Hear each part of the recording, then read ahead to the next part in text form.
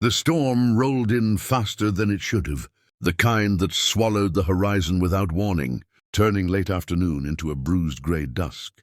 And Caleb Hart knew the land, well enough to feel it in his bones before the first crack of thunder split the sky, because a rancher who ignored the signs didn't last long in these parts. Not when the land was wild and the weather unforgiving. So he urged his horse harder across the open stretch, rain already stinging his face like thrown gravel, his hat pulled low, his jaw tight with focus, until he saw the faint outline of the old Miller homestead ahead, abandoned for years, but still standing stubbornly against time, like everything else out here. And that was when he heard it, a voice sharp and urgent, barely cutting through the wind. "Get inside first," she whispered, though whisper wasn't quite the right word, because there was fear in it and strength too, the kind that made him turn instantly without thinking. And there she was, standing on the porch, soaked to the skin, dark hair plastered to her face, dress clinging to her like the storm itself had claimed her, eyes wide but steady, like she'd already survived worse than thunder and rain. And in that instant, before he even knew her name, before he could guess how she'd come to be standing alone in the middle of nowhere with a storm tearing the sky apart, Caleb Hart's life shifted in a way he wouldn't understand until much later. Because some moments don't announce themselves as destiny. They arrive disguised as coincidence or shelter, or a voice in the rain telling you to step inside before you realize you've already crossed a threshold you can't return from. He dismounted quickly, tied his horse with practiced hands, and stepped onto the porch, the wood creaking beneath his boots, the woman moving aside to let him pass, her shoulder brushing his arm, and the contact was brief but electric, a spark he felt straight through his chest, unsettling and unwelcome and impossible to ignore. And once inside, the air changed, heavy with dust and old memories and the sharp scent of rain-soaked earth, lightning flashing through the cracked windows as thunder boomed so close it rattled the walls, and she shut the door behind them, leaning against it for a second longer than necessary, as if the storm were something alive that might push its way through if she didn't hold it back.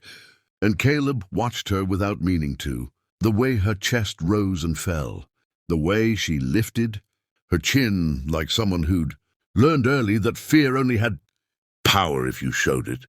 And when she finally looked at him, really looked at him, her gaze held his without flinching, and she said, "You're lucky I was here," and he almost laughed.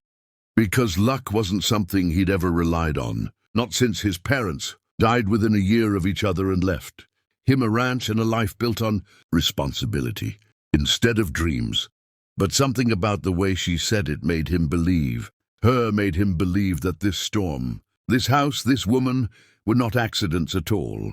He introduced himself out of habit more than courtesy, voice low and steady, and she gave her name after a pause that hinted at a story she wasn't ready to tell. And for a while they stood there listening to the rain hammer the roof, neither of them moving, neither of them speaking, until another crack of thunder made the house shudder and she startled, despite herself, her hand flying to her chest. And Caleb found himself stepping closer, not touching her, but close enough that she could feel his presence, grounding solid, the way the land itself was solid beneath chaos.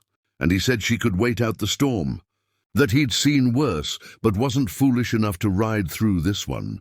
And she nodded, relief flickering across her face before she masked it again. And as the minutes stretched into an hour, the storm refusing to loosen its grip, they talked in fragments, careful and cautious, trading small truths instead of big ones, until Caleb realized he was telling her things he hadn't spoken aloud in years. About the ranch, about the weight of legacy, about nights that felt longer than they should. And she listened like every word mattered, like he wasn't just filling silence but sharing something sacred. And when she spoke of herself, it was in guarded pieces, hints of running rather than traveling, of leaving rather than arriving. And the more he learned, the more he sensed she was standing at the edge of something, the way he'd been standing at the edge of a life that felt complete on the outside and hollow underneath. And as the storm finally began to fade into a steady rain, she looked at him with an intensity that made his breath catch, and said she needed a ride just as far as his ranch if he'd allow it. And every instinct he had told him to refuse, because complications were dangerous and attachments even more so. But he found himself nodding anyway, because something about her felt like truth. And when they stepped back into the rain together, the sky clearing just enough to reveal a washed-out sunset, Caleb didn't know that by offering her shelter, by giving her a ride home. He was unknowingly setting the stage for a promise neither of them had spoken yet. A bond forged not by romance, but by survival, by shared silence, by the unspoken understanding that sometimes the people who change us most arrive drenched in rain and leave riding beside us. And if this story already has you leaning forward, wanting to know who she really is and why fate chose this moment, then stay with us, because stories like this don't unfold all at once. They pull you in piece by piece. And if you don't want to miss what happens next, make sure you're subscribed, because what began as a storm shelter is about to become something far more powerful than either of them ever expected.